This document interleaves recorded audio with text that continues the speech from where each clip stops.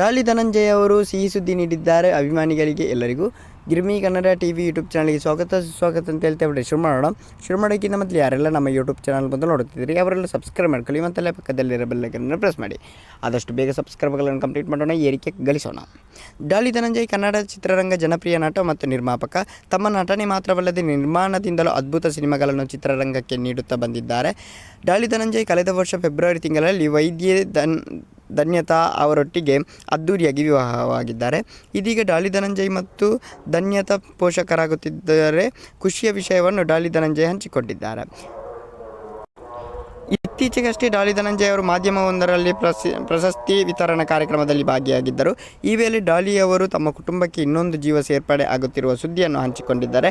ಆ ಮೂಲಕ ತಾವು ತಂದೆಯಾಗುತ್ತಿದ್ದಾರೆ ಎಂದು ಡಾಲಿ ಧನಂಜಯ್ ಅವರು ಹೇಳಿದ್ದಾರೆ. ಡಾಲಿ ಧನಂಜಯ್ ಪತ್ನಿ ಧನ್ಯತಾ ಅವರು ವೈದ್ಯೆಯಾಗಿದ್ದು, ಫೆಬ್ರವರಿ 16ರಂದು ಡಾಲಿ ಧನಂಜಯ್ ಮತ್ತು ಅವರು ಮೈಸೂರಿನಲ್ಲಿ ಬಲು ಅದ್ದೂರಿಯಾಗಿ ವಿವಾಹವಾಗಿದ್ದಾರೆ. ಸಿಹಿ ಸುದ್ದಿ ಅಂತಲೇ ಹೇಳ್ಬೋದು. Thank you. ಮುಂದೆ ಸಿಗೋಣ.